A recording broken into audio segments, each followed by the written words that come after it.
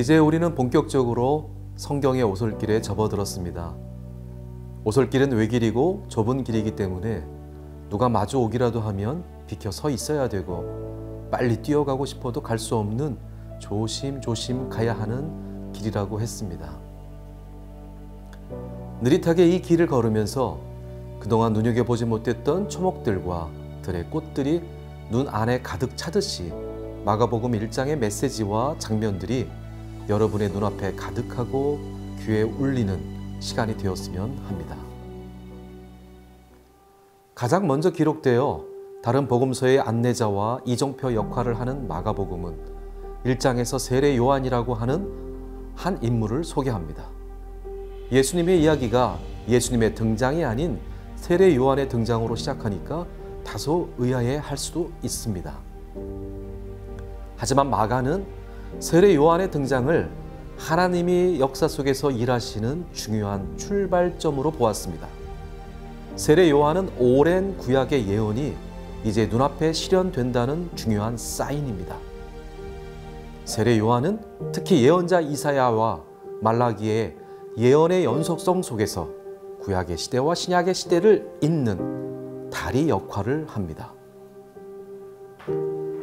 그리고 예수님이 걸어가실 그 길을 곧고 바르게 하는 준비를 하고 있습니다. 그래서 세례 요한의 등장은 새로운 역사가 시작하는 서막과도 같이 때가 무르익었다는 메타포를 갖고 있습니다. 흔히 때가 무르익었다는 것을 카이로스라고 말합니다. 그래서 마가복음 1장은 마가복음 전체의 서막으로 세례 요한의 등장과 그 세례 요한으로부터 세례를 받는 예수님의 이야기로 시작합니다. 갈릴리 나사렛으로부터 요단강까지 오신 예수님은 세례 요한에게 세례를 받으신 후에 본격적인 사역을 시작합니다. 이 사역의 시작이 1장 14절부터 시작되는데 그 사역의 처음은 다름 아닌 제자들을 모으는 것입니다. 하나님의 아들이신 예수님은 하나님 나라의 복음 선포와 전도 그리고 구원 사역을 혼자 하시려는 것이 아니라 그에게서 배우기를 원하고 그를 따르는 제자들과 함께 하시기를 원했던 것입니다. 그래서 제자들을 부르신 것이고 오늘도 우리를 제자로 삼기 위해 또한 부르고 계십니다. 예수님의 첫 번째 제자로 베드로, 안드레, 야고보, 요한 이렇게 4명의 제자들이 소명을 받습니다. 이들은 모두 갈릴리 바닷가, 더 정확히는 게네사렛 호숫가의 어부들입니다. 이어서 마가는 1장 21절부터 예수께서 귀신 들린 자에게서 귀신을 쫓아내시고 병든 자들을 고쳐주는 사건을 우리에게 전해줍니다. 예수님이 귀신을 쫓으시는 축기와 병든 자들을 고쳐주시는 치유사역은 1장 끝까지 이어집니다.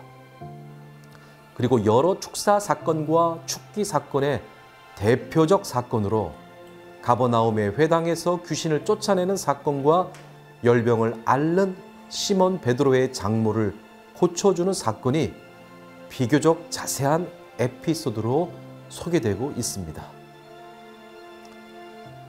그럼 마가는 왜 이렇게 축기와 치유를 중요하게 먼저 소개했을까요? 그것은 예수님이 선포하시는 하나님의 나라, 즉 바실레이아 투 테오는 바로 마귀와 사탄에 미혹되고 억압받고 그 지배를 받는 자들을 해방시켜주는 것이 예수님의 고유한 사역이라고 하는 것을 보여주기 때문입니다. 그리고 그것이 바로 하나님 나라의 모습입니다. 질병과 고통 속에 있는 사람들이 회복되고 치유되는 것, 그것이 또한 하나님의 통치가 이 땅에 이루어지는 모습이기 때문이기도 합니다. 자, 그럼 마가복음 1장을 함께 들어볼까요?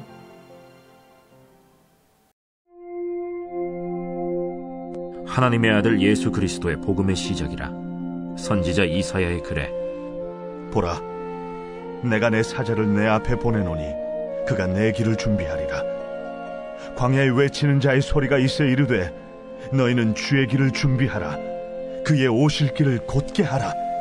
기록된 것과 같이 세례 요한이 광야에 이르러 죄사함을 받게 하는 회개의 세례를 전파하니 온 유대 지방과 예루살렘 사람이 다 나아가 자기 죄를 자복하고 요단강에서 그에게 세례를 받더라. 요한은 낙타털옷을 입고 허리에 가죽띠를 띠고 메뚜기와 석청을 먹더라. 그가 전파하여 이르되 나보다 능력 많으신 이가 내 뒤에 오시나니 나는 굽혀 그의 신발끈을 풀기도 감당하지 못하겠노라. 나는 너희에게 물로 세례를 베풀었거니와 그는 너희에게 성령으로 세례를 베푸시리라.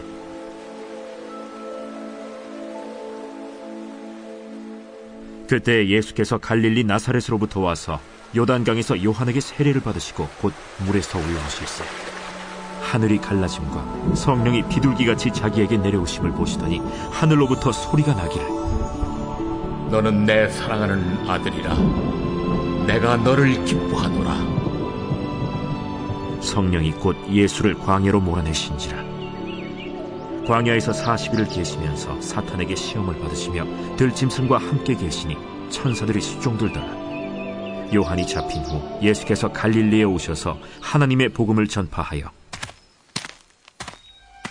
때가 찼고 하나님의 나라가 가까이 왔으니 회개하고 복음을 믿으라.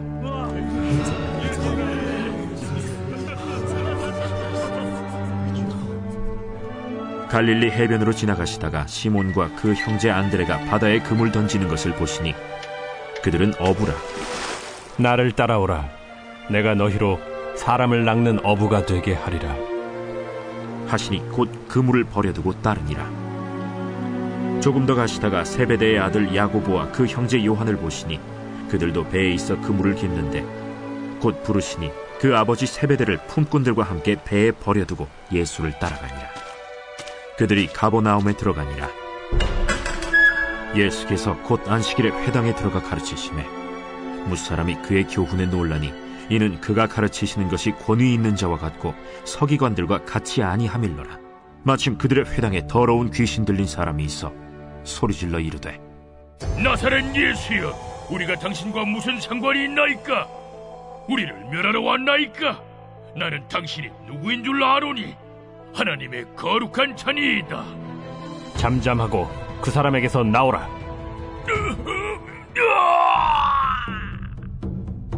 더러운 귀신이 그 사람에게 경련을 일으키고 큰 소리를 지르며 나오는지라.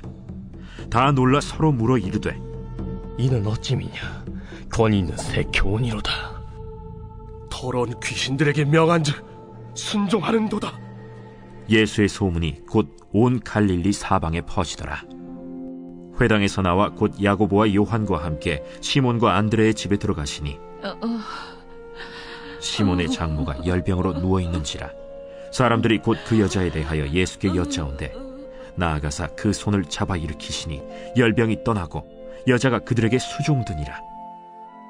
저물어 해질 때에 모든 병자와 귀신 들린 자를 예수께 데려오니 온 동네가 그 문 앞에 모였더라. 예수께서 각종 병이 든 많은 사람을 고치시며 많은 귀신을 내쫓으시되 귀신이 자기를 알므로 그 말하는 것을 허락하지 아니하시니라. 새벽 아직도 밝기 전에 예수께서 일어나 나가 한적한 곳으로 가사 거기서 기도하시더니 시몬과 및 그와 함께 있는 자들이 예수의 뒤를 따라가 만나서 이르되 모든 사람이 주를 찾나이다. 우리가 다른 가까운 마을들로 가자. 거기서도 전도하리니 내가 이를 위하여 왔노라. 이에 온 갈릴리에 다니시며 그들의 여러 회당에서 전도하시고 또 귀신들을 내쫓으시더라. 한 나병 환자가 예수께 와서 꿇어 엎드려 간구하여 이르되 원하시면 저를 깨끗하게 하실 수 있나이다. 예수께서 불쌍히 여기사 손을 내밀어 그에게 대시며 내가 원하노니 깨끗함을 받으라. 곧 나병이 그 사람에게서 떠나가고 깨끗하여진지라. 곧 보내시며 엄히 경고하사 삼가 아무에게 아무 말도 하지 말고 가서 내 몸을 제사장에게 보이고 네가 깨끗하게 되었으니 모세가 명한 것을 드려 그들에게 입증하라. 그러나 그 사람이 나가서 이 일을 많이 전파하여 널리 퍼지게 하니 그러므로 예수께서 다시는 드러나게 동네에 들어가지 못하시고 오직 바깥 한적한 곳에 계셨으나 사방에서 사람들이 그에게로 나아오더라.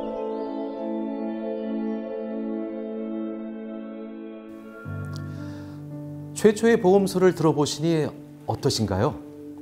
여러분의 마음속에 감동과 여운이 가득하지 않습니까?